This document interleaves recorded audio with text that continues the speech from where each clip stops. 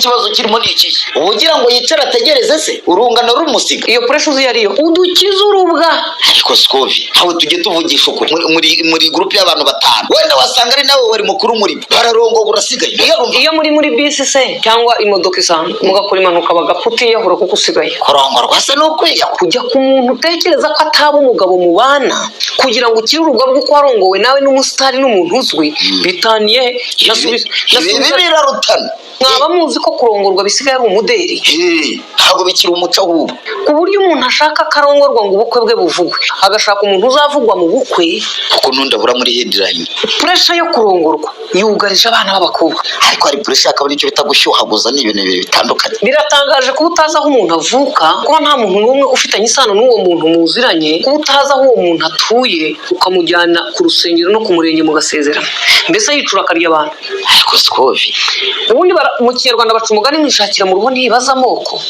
ariko uwo mugani igihe bawuciye ibyo bitangiye kutugaruka wari utarakora none se abana b'iki gihe nibo bafite imiruho kurenza abahashize maze tukagira inkundarubyino z'iwacu rero izo twise inkundarubyino z'ababyeyi iyo ninde mubyeyi muri iyi minsi wicaza umwana akamubaza ati mbe mwana wa uriya mukwe ni mwene nde ibyo kwaba ari ukwivanga mu nkundo z'abana amahitamo si ngombwa ko wamuvuka ku musozi umwe kuva umukobwa muhuriye i Kigali ubundi wamumenye gute cyangwa wowe none se ni igiti ku buryo umunsi wa pepenyeri twateraga igiti hari icyasigaye mu nkengero twakirunze tutagiteye arahamera ndashaka kukubwira ngo n'imfubyi igira ngo ikomokaho ahubwo umuntu uvuga nko muri Senegal wavuga ko sekuru sinase ari bande ni nk'ijya mu isoko babanza kuyambika umugozi ngo bayikurure ntabwo nk'ijya mu isoko nk'ishotse none wowe ujya kurongorwa utazi n'inzira ikujyanyeyo ugasa nk'ijya mu isoko niyo babanza kwambika kuzirika amahembe ngo utagenda irwana bakayizirika ku modoka ariko kubera ko ushaka kugenda nta nubwo ubona kuziritse gusa ntababibona bakabyirengagiza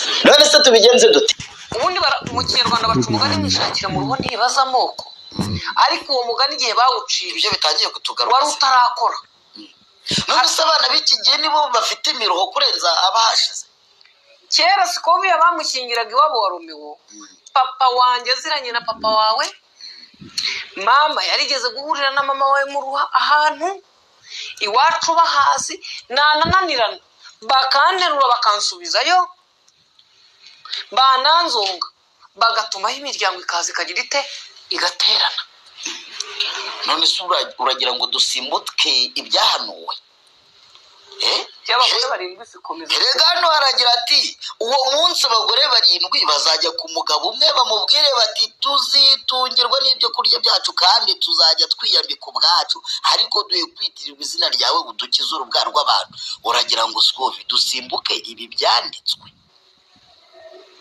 dusimbuke tabi uretse n'icyo wenda ni mu bihugu byemera abagore barenze umwe twebwe ubu ntabwo turi muri icyo cyanditswe ahubwo turi mu cyanditse turi mu mvugo yitwa ngo ishakira mu ruho ntibaza amoko bose abashaka bose bashakira imiroskovi ntabwo ubona bari b'imyaka 20 bakiri bato nyine bashaka ibyo ngibyo ubona ko batabajije ayo moko ariko ukabona yuko atari imiruho ntabwo kuruha bishingiye ku mahitamo y'uwarushye ariko turebe puresha y'abakobwa bashaka kurongorwa uzi ko yemera akaba afite umusore akunda utarafata icyemezo muri uyu mwaka nk'uyu tugize hakaba hari uwo adakunda babonanye uwo munsi atazi uruzi rwamuzanye ariko agasanga uwo yarakeneye kurongora atitaye ku kirimo kuba agahitamo kubana n'uwo muntu atazi adakunda atazi imico ye atazi iwabo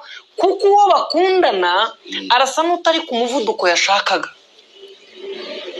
none se Scovi mu by'ukuri ubwo ikimugurukanyaho ni iki umukobwa w'imyaka 23 n'itanu icyaguciriye ishati gituma uyu musore akubwira ati reka twisuganye 2026 mu kwezi kwa 8 dusigare dushakamo itariki ariko ibintu tubinoze ni iki kitumye utihanganira amezi 5-7 bishobora kuba ibintu bigira nko muri 3 icyambere kambe bamazi hari ukuba bagenzi bawe bagiye ubareba pressure yo kurongorwa ko abandi barongowe iyo ni pressure ikindi hari ukuba ubona uri mu buzima utishimiye ukajya gushaka ubuzima ku muntu utazi yego icyanyuma noneho hari ukuba hashobora no kuzaho puresha y'ababyeyi.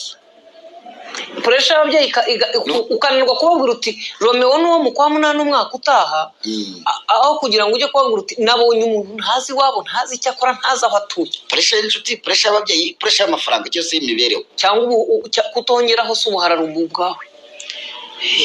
n'ubu rero umwana yahawe akiri muto ubuhararumbu ibi ngibi wadukanye. Kuba arongorwa na ntuza urutonde rugakurikira, maze tukagera kuba n'undi yajya kumurongora ntacyo bimutwara, maze tukagira inkundarubyino z'iwacu rero, izo twise inkundarubyino z'ababyeyi. iyo tuganezezwa no kubona umwana wawe yamanitse ku cyapa. ninde mubyeyi muri iyi minsi wicaza umwana akamubaza ati mbe mwana wawe uriya mukwe ni mwene nde? nibura ngo akubwire ati ibyo kwaba ari ukwivanga mu nkundo z'abana, amahitamo ariko kumenya ntabwo ari ukwivanga. ukabaza uti mbe mwana wawe uriya ni mwene nde? uti noneho uti ni mwene Karekezi, ariko ise ntakiriho, yarezwe na nyirarume witwa imfura yabo. ahubwo umuntu uvuga nko muri Senegal wavuga ko sekuru na se ari bande? Tuvuge ko ugomba kubuza amazina nubwo waba utabazi. icya kabiri wabwirwa n'iki ko kubwiza ukuri atarakujyana iwabo? ntacyo urimo uravuga rero yakubwiye nibura urayazi. akakubaza ati se mwana wanjye mwamenyanye mutuwundi? iyo nkuru ukayiganira, ubu se bwo abahe? iyo nkuru ukayiganira, ubu se bwo akora iki? iyo nkuru ukayiganira ku buryo nk'umubyeyi akumva yagera akavuga atari koko reka ababyeyi bacu bose sinjije. umutimanama wabo n'urukundo bakunda abana, iyo ikintu kirimo kuba atari cyiza umutima ugira igishyika.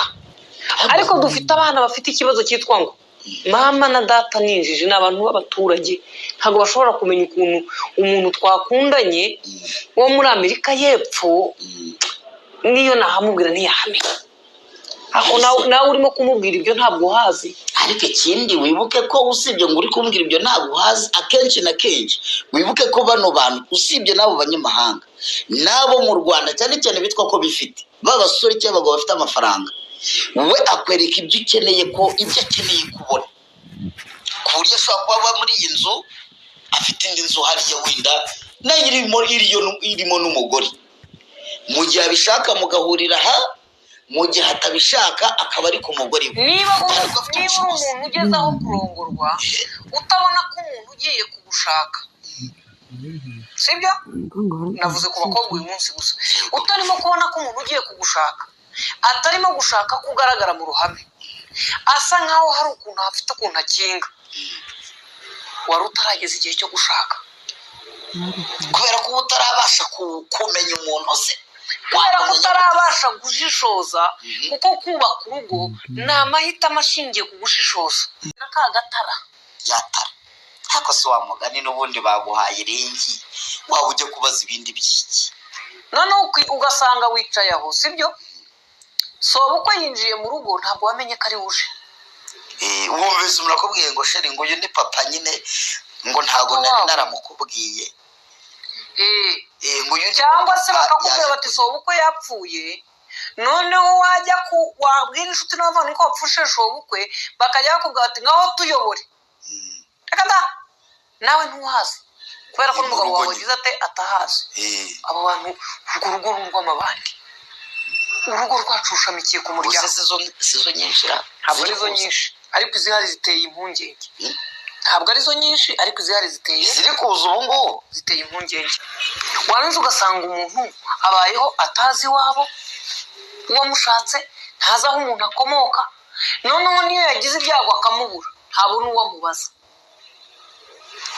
ukaba utazi inshuti z'umugabo wawe se, cyangwa nyirasenge, cyangwa none se nk'uwo nguwo wisanze afite umukoboyi, afite umugore Kimironko, yaramubwiye ngo agiye muri Amerika, buriya hari umuntu bari baziranye koko?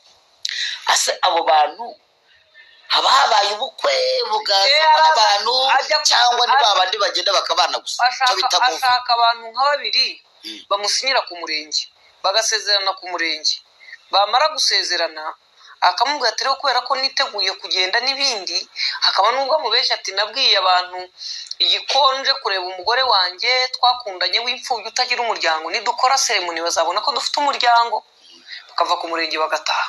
ese ku murenge mu gusezerana ntabwo ababyeyi bahagera? Ntabwo mu gitifu ntajya abaza ngo ababyeyi w'uyu mwana muri bashyizeho itegeko. icyo bakora, hari abamusinyira ko bamuzi, kandi umujyi amashaka abakoboyi be ushobora gusanga bari mu bo bafunganywe n'umukobwa ari aho.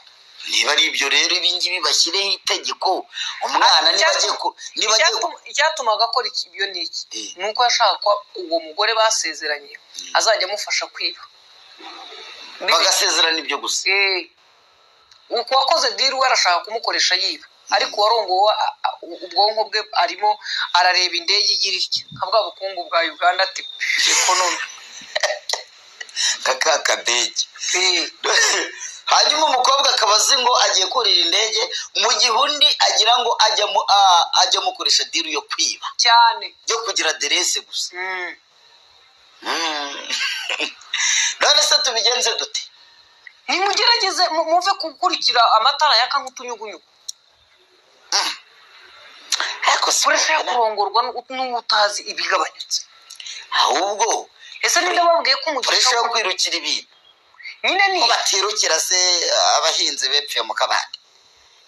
nyine ni ukujya ku matara yaka. none se batirukira isuka kakanyugunyugu ko nigeze nkumva ngo kiruka kajya kugwa mu giti cyangwa kajya ku itara n'ibyo kajya ku itara. iryo tara rero muze kureba mutekereza aho mutuye, abo mwiganye, murebe niba nta bana b'abakobwa barimo kurongorwa kubera puresha yuko bashaka kwitwa bashaka kwamamara, bashaka kuvugwaho, kurongorwa n'abantu batazi iyo bavuye ko bafite amafaranga cyangwa ari ibyamamare n'ibindi, wajya kubona ukabona urwo rugo ruraraye ntirwiriwe. wasanga biharuka bikoraho iki? kandi ababyeyi bacu mukwiye kubaza umukobwa, kubaza mwana wanjye ngo ugiye kugushaka iwabo ni he, akora iki? ntibisobanura ko nusanga ari umukarani uri bumubuze, ntabwo aricyo kigamije cyo kumenya icyo akora, ariko menya ngo niba ari umukarani unamubwira uti rero ubwo ari umukarani afite amafaranga makeya, ni urugero, reka tubigenze dutya, ni umunyonzi reka tubigenze dutya, ni umukire nanone, mwana wanjye wisha amaduka ngo ujye kumwaka ibya mirenge kandi nawe ntabyo ugira.